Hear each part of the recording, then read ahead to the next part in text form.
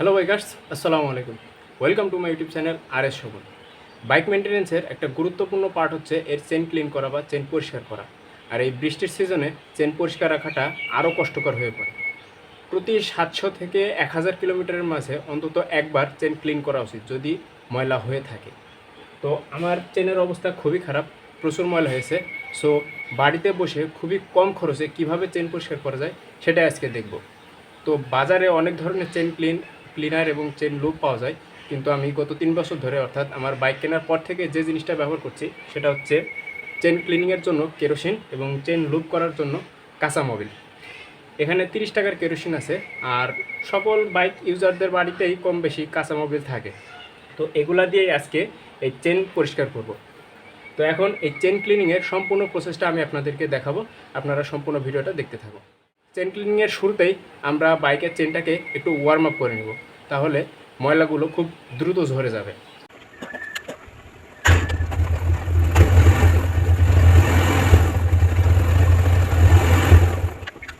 তো বাইকের chain warm up করানো শেষ। এবার পুরো চেনটাকে আমরা এই কেরোসিন দিয়ে ভালো মতো ভিজিয়ে নিব। তো ব্যবহারের সুবিধার্থে আমি কেরোসিনের এই বোতলের সিপি হিসেবে একটা ছিদ্র করা সিপি ব্যবহার করছি। এখানে একটা ছিদ্র করা আছে, এই ছিদ্র দিয়ে কেরোসিন বের হবে। তো শুরুতেই আমি সম্পূর্ণ চেনটাকে বেশ ভালো মতো কেরোসিন দিয়ে ভিজিয়ে নেব। আর হ্যাঁ, এই কেরোসিন দিয়ে চেন ভেজানোর সময় আপনারা চাইলে এই বাইকটা ফার্স্ট গিয়ারে রেখে চেনটা ভেজাতে পারেন, কিন্তু এর পরবর্তীতে যখন আপনি কোনো কাপড় দিয়ে চেন মুছে পরিষ্কার করবেন বা চেনটাকে ব্রাশ দিয়ে ঘষাঘষি করবেন, ওই সময়তে গাড়ি স্টার্টে না রাখাই ভালো। তো এখন চলুন পুরো চেনটাকে কেরোসিন তেল দিয়ে ভালো মতো ভিজিয়ে নেওয়া যায়।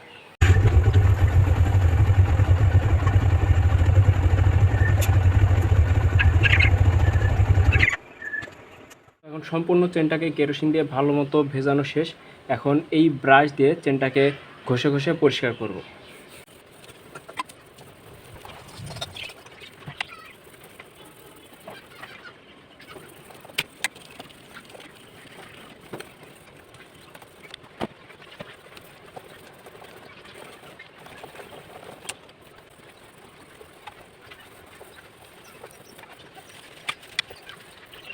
তো ব্রাশ দিয়ে ঘষে চেনের ময়লা মোটামুটি পরিষ্কার করে ফেলেছি। এখন আরও একবার বাইকটা ফার্স্ট গিয়ারে রেখে কেরোসিন তেল দিয়ে আরেকবার চেনটা ভিজাবো, যাতে ময়লা পরিষ্কার করা ময়লাগুলো ঝরে পড়ে যায়।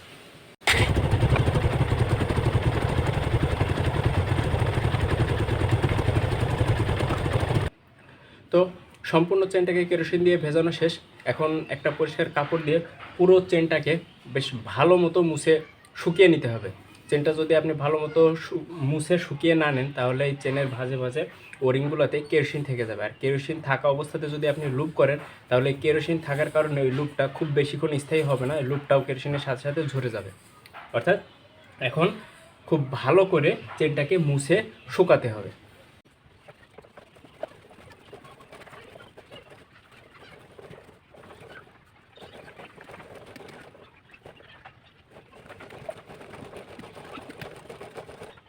শুরুতে চেনের কি অবস্থা ছিল আর এখন পরিষ্কার করার পর চেনের কি অবস্থা।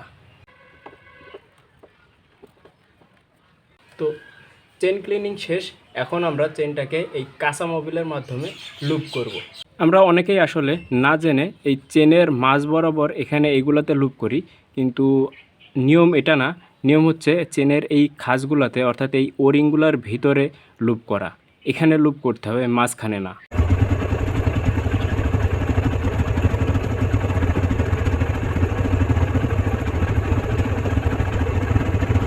তো আমাদের চেন পরিষ্কার আজকের মতো শেষ। চেন কিন্তু আমাদের ক্লিন করাও শেষ এবং লুপ করাও শেষ। এবং শেষ পর্যায়ে এসে আপনাদেরকে আরও একটা ইনফরমেশন দিয়ে রাখি, যে এই সামনের যে স্প্রকেটের এখানে যে বক্সটা আছে, আপনারা যখন বাইক সার্ভিসিংয়ে নিয়ে যাবেন অবশ্যই মনে করে এই স্প্রকেটের বক্সটা খুলিয়ে পরিষ্কার করাবেন, কারণ এখানে প্রচুর ময়লা জমে। অন্তত 3 থেকে 4 মাসের মধ্যে একবার এই জায়গাটা পরিষ্কার করাবেন। চেন ক্লিনিংয়ের এটাই ছিল লাস্ট প্রসেস, তো সেটাও আপনাদেরকে দেখিয়ে দিলাম। আজকের মতো ভিডিও এ পর্যন্তই। আশা করি ভিডিওটি আপনাদের ভালো লাগবে। আর যদি ভিডিওটি ভালো লেগে থাকে তাহলে অবশ্যই আমার চ্যানেলটি সাবস্ক্রাইব করবেন এবং ভিডিওটি লাইক করবেন, শেয়ার করবেন। ইনশাআল্লাহ আবার দেখা হবে পরবর্তী কোনো ভিডিওতে। ততক্ষণ পর্যন্ত সবাই ভালো থাকবেন, সুস্থ থাকবেন। আল্লাহ হাফেজ।